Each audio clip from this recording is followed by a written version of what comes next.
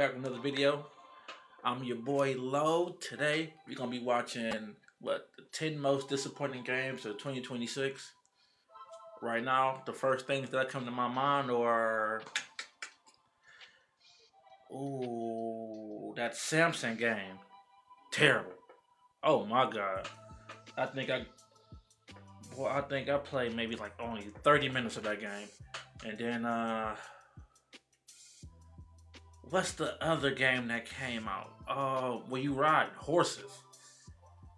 That game didn't last so long. I think it lasted maybe about a week. I forgot what that game even called. I just remember you had to ride horses. But hit that like button, like, subscribe. Let's rock out. I hate to be the bearer of bad news, but we're already halfway through 2026. Yes, I know, it's crazy. So High Guard, that's the name of that. Some roundup videos. Oh, it just took a minute to see it. Half of the year. Of course, we're doing 10 of the best games of the first half of 2026, but today we got to do the negative one. 10 of the most disappointing games from this year so far. We got 10 examples, so let's get started off with number 10. High Guard. I know, an obvious one, but this was revealed at the 2025 Game Awards. I have fun for the moment playing High Guard, though. That's the crazy thing. Game that was shown in the comments, let me know if you play High Guard. Like, to me, it wasn't that bad of a game. It just didn't catch the wave or something. I don't know if it dropped at the wrong time. It had to drop at the wrong time because that was like peak Arc Raiders. Like, that was like during like peak Arc Raiders. So yeah, I could see they dropped at the wrong time, and it just wasn't. People wasn't ready for this style of gameplay. Also, it wasn't that many modes either. So that also could have paid to the detriment of this game. But for the time that it was out, I had good matches. It was cool. I didn't have no problem with it. It's just, it just didn't catch on. It just didn't catch on. I'm sorry to see it go that way. Felt like it lacked any real hook or unique energy to it that would get anyone really excited about it. I'm not saying that all the mockery was necessarily right, but I mean, just look at the game. I think we've made this observation before, but it literally looks like the game you see people playing in the background on a TV show like Law and Order SVU or something. It looks like the most generic game imaginable, but it's like the real thing. That doesn't mean we immediately wanted it to crash and burn, though. And this is why we were the most disappointed. It wasn't the best, but it was revealed as the last big thing of the 2025 Game Awards. It was built up, it was hyped, and it was coming from a new studio called Wildlight Entertainment that was founded by people who worked on Call of Duty, Titanfall, and more significantly, Apex Legends, right? So their pedigree spoke for itself. They've done good work in the past, so it was possible that even if it looked kind of bland on the surface, maybe gameplay-wise, it could be good. There were some early media impressions that looked surprisingly solid. There was a possibility that it might actually be decent, and then the game launched January 26, 2026, and it wasn't decent. As I said in the Before You Buy, it just was not good enough. Everything about it just kind of felt underbaked.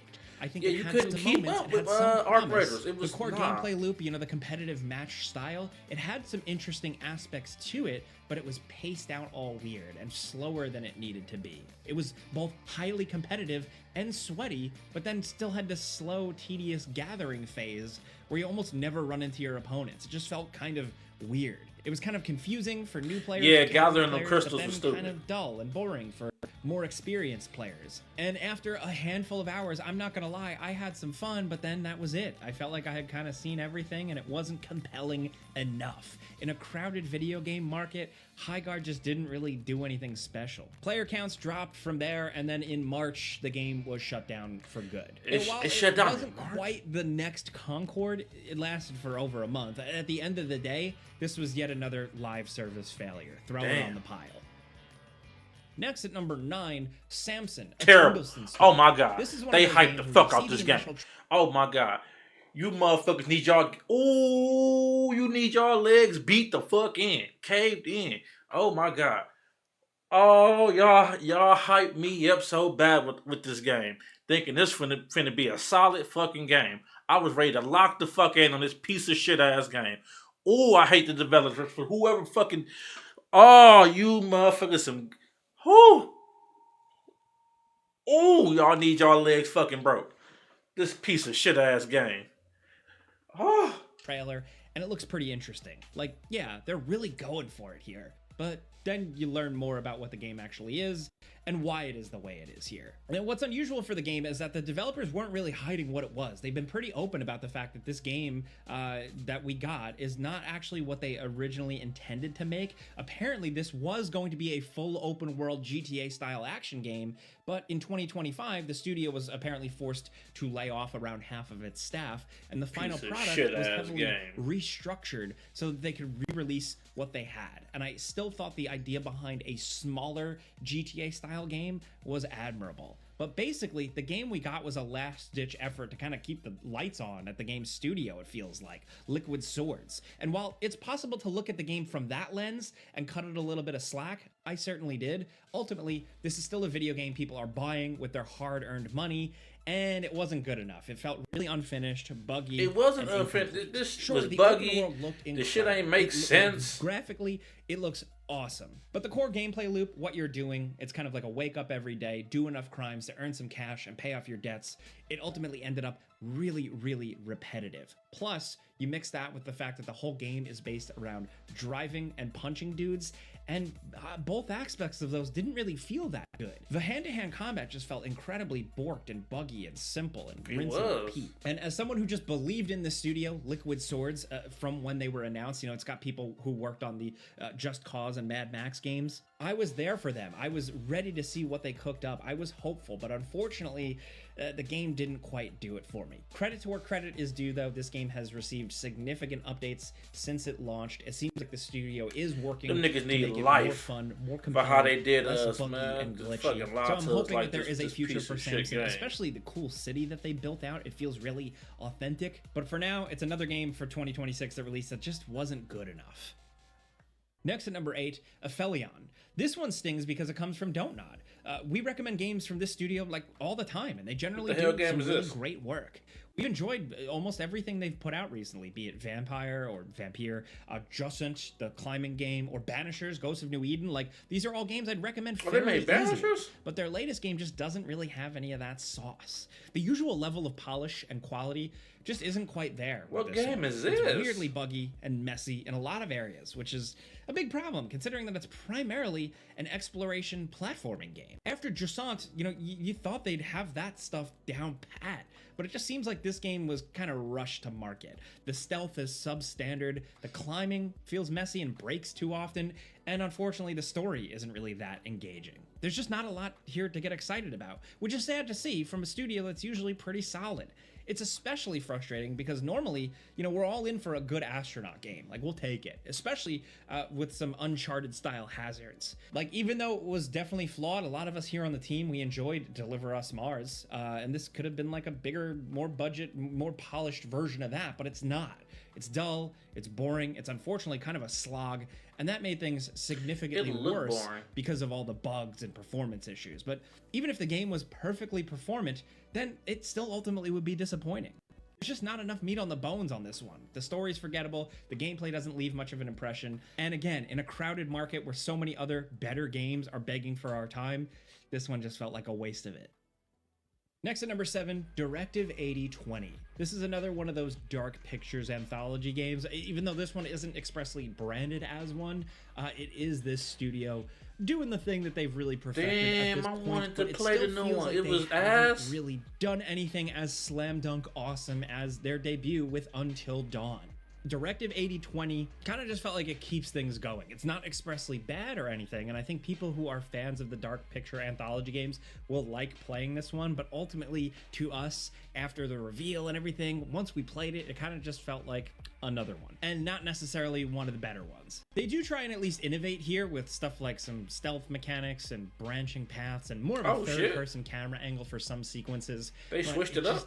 It didn't really work. It felt like they had actually kind of lost some of the soul of what made the previous games special. They don't even really do a lot with their John Carpenter's The Thing inspired premise. The alien doppelgangers end up just being mindless, creepy monsters that don't really do too much. It just felt like this one was kind of running out the clock by the end with a pretty predictable twist and not a very satisfying conclusion. Where the fuck are they? Out of space? I think this one really is dripping in atmosphere and good visuals, but it really falters in performances where some characters, the voice acting is great, you can some run now? Completely off. Did I enjoy the ride? Yeah, I guess, but not enough to make me ever think about it again. And I think that's the biggest disappointment because, like I said, this team really peaked with Until Dawn. They had some sparks of greatness with some of the Dark Pictures stuff. It felt like that balance was almost perfect again with the Quarry, but at this point, it's just like we don't really care as much anymore. Next up at number 6, Code Vein 2. The original Code Vein was released in 2019, and it was one of the early examples of a Souls-like. A lot of people said they loved this game. I just couldn't get into it. I didn't like the fucking. Back then, there weren't a lot of these games floating around like as much. It wasn't as copycat. So that game, the original Code Vein, it had its problems, mostly in the level design, which remains some of the worst we've experienced in a while in this subgenre. But you know, if we could fix that, then maybe the sequel would be an all-timer. It took a while, but this year we finally got a sequel, and it's inexplicably like it's not much better than the first. The Metacritic scores are exactly the same. Like both games are kind of just straight 70s out of 100. And while user scores are kind of all over the place, in some ways I do think that Code Vein 2 is an improvement, just not nearly enough. Some of us here enjoyed it, Falcon especially, but like it just feels like it's one step forward, two steps back type situation. Some interesting new ideas like time travel and an open world, but then they don't really do anything interesting with them. Combat isn't terrible, there's some good moments, but like it should be better. The boss fights are sloppy with these vague, I can have fun playing this Actually, game. building your character is still fun. The finishing animations look great, but the whole it thing ain't like is it's just a kind Final of inconsistent Fantasy in presentation. And we were really hoping that a sequel would up its game. But otherwise, they kind of just released this, it came out, and we're gonna kind of forget about it. Like a lot of the games on this list, it's not the worst game ever made or anything like that. Again, like look at the scores and stuff like that, but just not enough to really stick in our minds. Now at number 5, God of War, Sons of Sparta. This game got a surprise reveal and release on February 12th. And honestly, that's probably the most interesting thing about it. It's the new God of War game that got shadow dropped. That's its one distinction. Well, I mean, not the only one, but like that, it's noteworthy for being like a fucking, the lowest rated game in the series. Technically, it's got a 64 on mobile Metacritic, game, which both sounds too low and just about right for a game as ultimately just kind of flat as this one. It's unfortunate because there are the bones of a really good idea here. A God of War Metroidvania sounds killer. It seems like an easy match. I mean, these games already have elements of exploration. You often have to unlock powers to access new areas. Straight mobile. Just makes sense. The concept of playing as a baby Kratos could be controversial. You know, some fans might not want that, but like the story at least starts off with the possibility of being pretty interesting. Unfortunately, it just never really goes anywhere and kind of just feels like a side quest. That's the game. But you can tell it was just a filler for the no one they can drop off. It feels like it's almost there. It's all built up, leading up to not a lot. It always feels like you're just about to get into the real meat of the game, but that game you were expecting never really comes. This is despite Sons of Sparta being pretty long for a Metroidvania, with a surprisingly big, long map. It's just the game that keeps stringing you along, expecting the other shoe to drop, and then it never actually happens. The game just eventually runs out of tracks, and then it's over. Some of the story just really feels like it's set up for nothing, and it's just weird. The actual core gameplay is decent, but it never rises above decent. The art is detailed, but doesn't have much character. The music is cool, the world is big, and there's a lot of variety to the locations, but it never quite comes together in a super satisfying way. That's why we're saying it's a disappointment here. It's not a bad game necessarily. It's got its moments, but it's nowhere near on the same level as any of the other God of War games. I'm talking about the original trilogy, the newer games, what have you. Now at number 4, Legacy of Kain Ascendance. Don't get me started on this one, man. Like, just picture, if you will, if God of War Sons of Sparta was the only sequel we got to the original trilogy and was also significantly worse. Imagine that. That's this game. This is the first new game in the Legacy of Kain franchise since 2003's Defiance.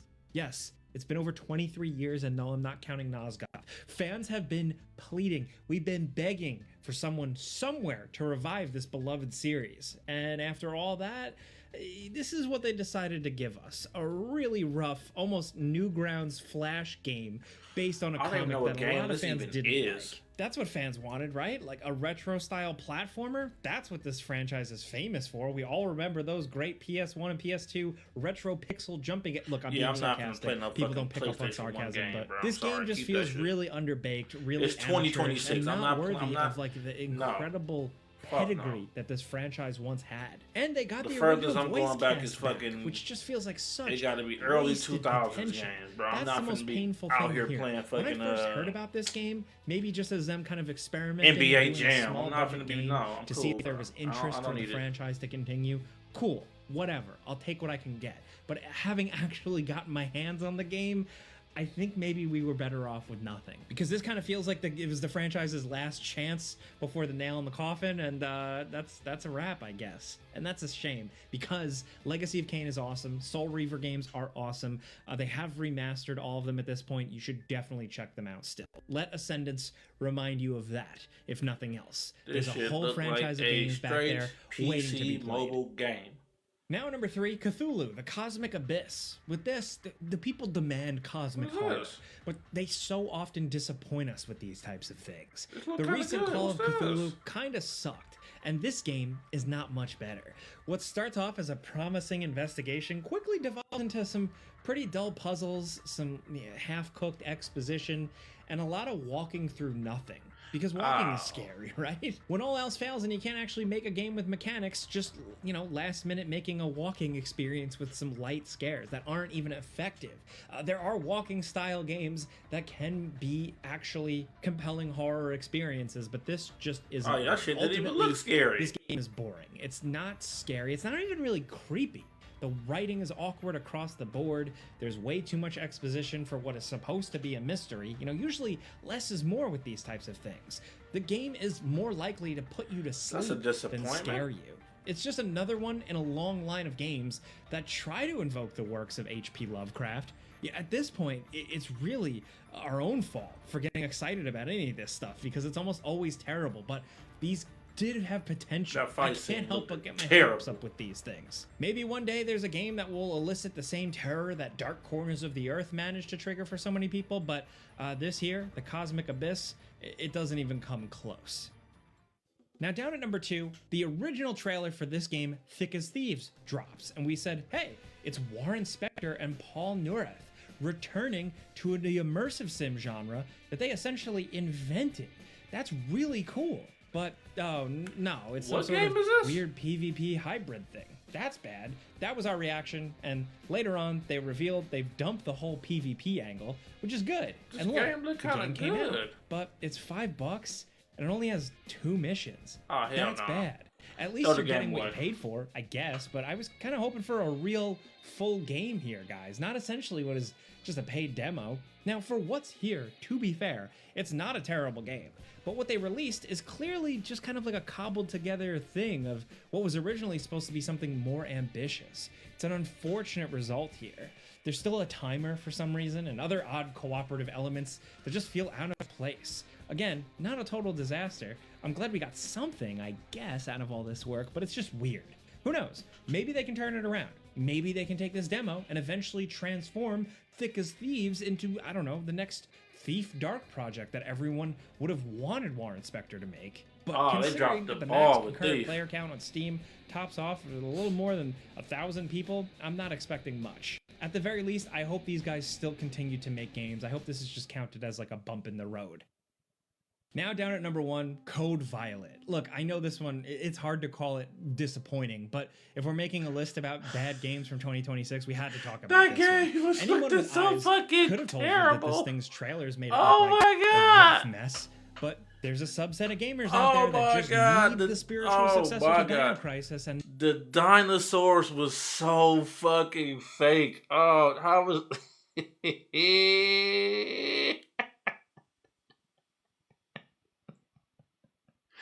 This game was so fucking terrible. I forgot about this shit. Ah, in the comments, let me know if you played it. This game was a piece of shit.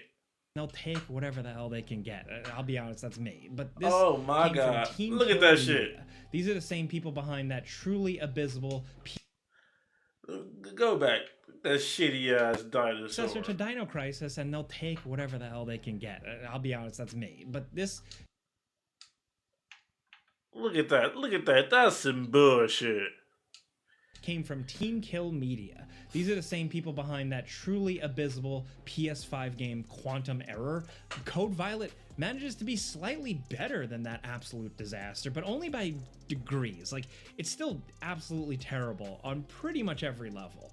The story feels like nonsense. The level design is atrocious and frustrating. The story was The main character nonsense. kind of just looks like they're wearing a diaper, and they move like a magically animated mannequin, and the shooting is really, really stiff. The opening shooting or is so terrible. hour of the game is just dire. It's boring. It's unfortunately directionless, pretty frustrating. And then the rest of the game is just painfully easy once you realize that ammo constantly respawns and every dinosaur just kind of has the survival instincts of a potato.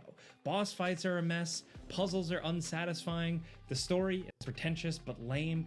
It's the perfect storm of awful that you would think would make comedy gold, but it's not. It's just a tedious slog of a game that you should avoid. So in terms of getting a spiritual successor to Dino Crisis, that's where we were disappointed. We're left continuing to look for something else. Look at But that hey, those are shit. 10 disappointing games from 2026 so far. There's still What plenty of dinosaur reasons for the rest of fucking the year headbutts for you things to found? screw up Get or the fall fuck flat out of on you. here. So let us know in Oh the my comments god. what games Lord you've have played so mercy. Shit was so fucking terrible. I ain't never played a more worse game than that. Oh my god, that game was terrible. Man, this was such a great video. Oh my god. These definitely made the cut. These was some terrible games. Man, and the year not even over. I'm pretty sure they're gonna still put out some more garbage games before 2027. In the comments, let me know what was your worst game for 2026 so far. But other than that, it's your boy. Hit that like and subscribe button. I'm out.